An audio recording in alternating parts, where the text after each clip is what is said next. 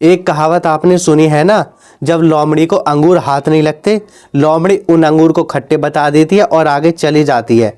यही कहावत बिल्कुल डोनाल्ड ट्रंप पर फिट बैठ रही है। डोनाल्ड ट्रंप ने बहुत ज़्यादा कोशिश की थी नोबेल पुरस्कार लेने की, लेकिन डोनाल्ड ट्रंप को नोबेल पुरस्कार नहीं मिला। डोनाल्ड ट्रंप ने अपने आप को शांति दूत कहना शुरू कर दिया था। डोनाल्ड ट्रंप ने तो अपने आप को बता दिया था, मैं तो दुनिया में एक चुना हुआ इंसान हूँ, मैं शांति दूत हूँ, मैं शांति ला रहा हूँ, मुझे नोबेल पुरस्कार दो। पूरी दुनिया पर दबाव बनाया मुझे नोबेल पुरस्कार दिलाया जाए, लेकिन डोनाल्ड ट्रंप की जो ख्वाहिश थी वो पूरी बिल्कुल भी नहीं हुई। अब डोनाल्ड ट्रंप ने नॉर्वे के प्रधानमंत्री को एक लेटर लिख दिया इसी से चिढ़कर, मुझे नोबेल पुरस्कार नहीं दिया गया। डोनाल्ड ट्रंप ने नॉर्वे के प्रधानमंत्री को एक लेटर लिखा है। नॉर्वे के प्रधानमंत्री को इसलिए लिखा है, जो नोबेल पुरस्कार देती है ना वो संगठन, वो नॉर्वे का ही है। नॉर्वे का एक संगठन है जो पूरी दुनिया में सिर्फ हर साल एक या दो इंसानों को चुनता है और उन्हें ही नोबेल पुरस्कार देता है। डोनाल्ड ट्रंप ने नॉर्वे के प्रधानमंत्री को लेटर लिखा। उसी लेटर में डोनाल्ड ट्रंप ने लिखा है, आपने मुझे नोबेल पुरस्कार नहीं दिया, अब मैं शांति के बारे में सोचना बंद कर रहा हूँ, मुझे कोई लेना देना नहीं है शांति से। अब मैं अमेरिका का हितों का फ़ायदा देखूंगा, जहाँ अमेरिका का हित होगा मैं वो काम करूंगा। यानी अगर अमेरिका को लगेगा मैं वहाँ हमला करूंगा अमेरिका का फ़ायदा, तो अमेरिका हमला करेगा और अमेरिका कर भी रहा। अमेरिका ग्रीनलैंड को कब्जाने की भी बात करता। अमेरिका ने खुद अपने सहयोगियों पर टैरिफ लगा दिए, ग्रीनलैंड मुझे दे दो, नहीं दोगे तो मैं तुम्हारे खिलाफ टैरिफ युद्ध छेड़ दूंगा। यूरोपीय यूनियन पर भी अमेरिका ने दबाव बनाना शुरू कर दिया। डोनाल्ड ट्रंप को शांति नोबेल पुरस्कार चाहिए। डोनाल्ड ट्रंप अमेरिका का वो राष्ट्रपति बन गया है जो अमेरिका के इतिहास में सबसे ज़्यादा ट्रंप ने हमले किए हैं। अमेरिका के इतिहास में डोनाल्ड ट्रंप ने सबसे ज़्यादा देशों पर हमले किए हैं। ट्रंप ने इतिहास रच दिया, इतिहास को बदल दिया। ट्रंप ने फिर से हमला कर दिया। अमेरिका ने फिर से सीरिया पर हमले किए हैं। अल-कायदा के नेताओं को निशाना बनाकर ये हमले किए हैं। अमेरिका ने दावा किया है हमने अल-कायदा के नेताओं को निशाना बनाया है और इस हमले में कई अल-कायदा के आतंकवादी भी मारे गए हैं। खैर, अमेरिका ने ये जो हमला किया है ना, ये हमला पिछले हमले के जवाब में किया है। सीरिया में अमेरिका के कई सैनिक मारे गए थे।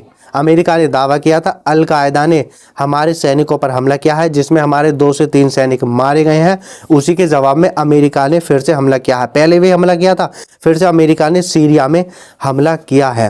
खैर, डोनाल्ड ट्रंप इस वक्त ईरान को लगातार निशाने पर लेने की कोशिश कर रहा। ट्रंप लगातार चाह रहा ईरान में सत्ता परिवर्तन हो जाए, ईरान पर मैं हमला कर दूं। ट्रंप बार बार अपने आप को शांति दूत भी बना रहा, लेकिन ईरान पर वो हमला करने भी फिर से फिराक में है। पूरा मन बना लिया था, ट्रंप के बस आदेश की देर थी। पूरी तरह से अमेरिका की सेना तैयार थी ईरान पर हमला करने के लिए, लेकिन नेतन्याहू ने फ़ोन करा। 24-48 घंटे में 2 फ़ोन गए, अब ईरान पर हमला मत करो, हम ईरान का मुकाबला नहीं कर सकते, हमें इतनी हिम्मत नहीं है ईरान का हम मुकाबला कर लें। अब इसी को देखते हुए अमेरिका ने मिडिल ईस्ट में अपनी सेना हथियार तैनात करने शुरू कर दिए हैं। अमेरिका ने मिडिल ईस्ट में 2 C-17 कार्गो विमान भेजे हैं। इन विमान के जरिए मिडिल ईस्ट में अपने हथियार तैनात किए हैं। जॉर्डन में भी अपने फाइटर जेट तैनात किए हैं। विमान वाहक पोत भी मिडिल ईस्ट के लिए रवाना हो गए हैं, जो ईरान के आसपास 4-5 दिन में पहुंच सकते हैं। और भी बड़े बड़े हथियार पनडुब्बियां अमेरिका ईरान के आसपास तैनात कर रहा है। देखिए, ईरान से खतरा टला नहीं है। अमेरिका ने जो ट्रंप ने बोला है हमने ईरान पर हमला करने का फैसला बदल दिया, ऐसा कुछ नहीं है। अमेरिका जो हमला करेगा इस बार उसने सोचा पूरी तरह से तैयारी करो, जैसे पहले तैयारी की थी इस बार भी ऐसे तैयारी करो, अपने हथियार तैनात करो, उसके बाद हमला किया जाएगा। अमेरिका के जो विमान है ईंधन भरने वाले वो भी मिडिल ईस्ट में तैनात हो रहे हैं। अमेरिका पूरी तरह से तैयारी से ईरान पर हमला करेगा।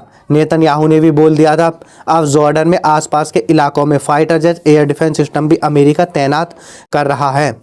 अमेरिका ने इजराइल को बचाने के लिए जॉर्डन में हथियार तैनात किए हैं, क्योंकि जब अमेरिका ईरान पर हमला करेगा तो ईरान इजराइल पर भी मिसाइलें दागेगा और ईरान अमेरिका के मिडिल ईस्ट के बेसों पर भी मिसाइलें दागेगा। अब जॉर्डन इजराइल के बिल्कुल पास ही है, जॉर्डन के जरिए ही, जॉर्डन के हवाई एरिया से ही इजराइल में मिसाइल गिरेंगी। तो जॉर्डन के हवाई एरिया में ही अमेरिका के फाइटर जेट ईरानी मिसाइलों को रोक लें, इस वजह से अमेरिका जॉर्डन में अपने हथियार तैनात कर रहा। और नेतन्याहू ने यही बात बोली थी, हम में दम नहीं है ईरान का मुकाबला करने के लिए। इस वजह से नेतन्याहू कह रहा हमें टाइम दो, हम भी अपनी तैयारी करें और तुम हमारी हिफाजत के लिए करो, अपने दम पर हम अपनी हिफाजत नहीं कर सकते ईरान से। ईरान का इतना बड़ा डर है इनको, लगातार कहीं ना कहीं ईरान ताकतवर बन रहा और इसी बात से अमेरिका, इजराइल, नाटो के देशों को चुभन है। ईरान ताकतवर बनना, इसको अभी रोको, अभी नहीं रोका तो आगे नहीं रुकेगा। लगातार अमेरिका, इजराइल ऐसी कोशिश कर रहे हैं ईरान पर हमला कर दो, ऐसा हमला करो ईरान में सत्ता परिवर्तन हो जाए, बड़ा हमला ईरान पर इस बार कर दो। इस वजह से ही अमेरिका लगातार मिडिल ईस्ट में हथियार तैनात कर रहा, इजराइल भी अपने आप को तैयार कर रहा अमेरिका के साथ वो ईरान पर हमला कर दे।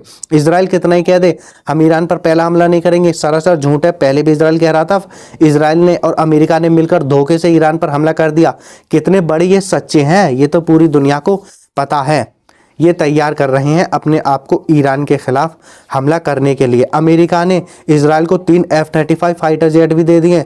देखिए F-35 फाइटर जेट अमेरिका किसी को भी नहीं देता, अपने करीबी, बहुत करीबी सहयोगियों को ही देता है। ना ही तुर्की को दिए, तुर्की तो नाटो का मेंबर भी है, अमेरिका का वैसे देखा जाए करीबी भी है। सऊदी अरब को भी न दिए, सऊदी अरब तो मोटा रुपया देता है, लेकिन इजराइल को फ्री में दान ही दे देता, लो रख लो, वो भी ताकतवर F-35। और सऊदी अरब को घिसे पीटे देने की तैयारी कर रहा, वो भी पूरी पता नहीं है, दे ही दिए जाएंगे, देगा तो घिसे पीटे दे सकता है, पूरी कंफर्म नहीं है। पूरी तरह से अमेरिका और इजराइल मिलकर ईरान के खिलाफ माहौल बनाने की कोशिश कर रहे हैं। ईरान में इन्होंने विरोध करवाया, बहुत ज़्यादा विद्रोह फैलवाया, उसमें तो ये कामयाब नहीं हुए। अब इन्होंने एक ही चाल चलनी है, ईरान पर हमला करो, जब ही सत्ता परिवर्तन हो सकता है। ईरान में जब विरोध प्रदर्शन हुए उस वक्त ऐसी खबरें आई, वेस्टर्न मीडिया ने दी, यूरोपीय मीडिया ने दी, ईरान में 12,000 की मौत हो गई है। ईरान की सरकार ने, ईरान की पुलिस ने प्रदर्शनकारी को मार डाला जिनकी संख्या 12,000 है, लेकिन ऐसा कुछ नहीं है। इस बात का खंडन ईरान ने कर दिया है। वैसे ये जो प्रदर्शनकारी मरे थे ये अमेरिका, इजराइल के जासूसों ने मारे थे, ये आपको पूरी बात पता होगी, क्लियर होगी, क्योंकि अमेरिका, इजराइल के जासूस यही चाहते थे दुनिया में ये चीज़ फैल जाए। ईरान में देखिए कैसे ईरानी सरकार ईरान के लोगों को मार रही है, पूरा ईरान के लोग ईरान की सरकार के खिलाफ आ जाए, ईरान में तख्ता पलट हो जाए, लेकिन फिर भी कामयाब नहीं हुए। और वेस्टर्न मीडिया ने, अमेरिका, इजराइल की मीडिया ने AI के जरिए इमेज फैलाई, वीडियो फैलाई, जो साफ साफ दिख रही थी, बहुत सारी वीडियो, कैसे डबिंग कर करके, कैसे इमेज बना बनाकर ईरान के खिलाफ माहौल बना रहे, फर्जी न्यूज़ फैला रहे हैं, लेकिन फिर भी ये कामयाब नहीं हुए हैं। अब ईरान को पता है हम पर ये हमला कर सकते हैं या आयतुल्ला खामने को ये निशाना बना सकते हैं ईरान में सत्ता परिवर्तन करने के लिए। इसी को देखते हुए ईरान के राष्ट्रपति मसूद पेजेश्कियान, इन्होंने साफ साफ बोल दिया अगर ईरान में ईरान के सुप्रीम लीडर को निशाना बनाया जाएगा तो ये जो हमला होगा ना पूरे ईरान के खिलाफ माना जाएगा, ईरान के राष्ट्र के खिलाफ माना जाएगा और ये पूरा पूरा युद्ध का संकेत होगा। साथ साथ ईरान के राष्ट्रपति मसूद पेजेश्कियान ने बोला जो ईरान के लोगों को इस वक्त परेशानी का सामना करना पड़ रहा है ना, जो परेशान है वो अमेरिका और अमेरिका के सहयोगियों की वजह से है।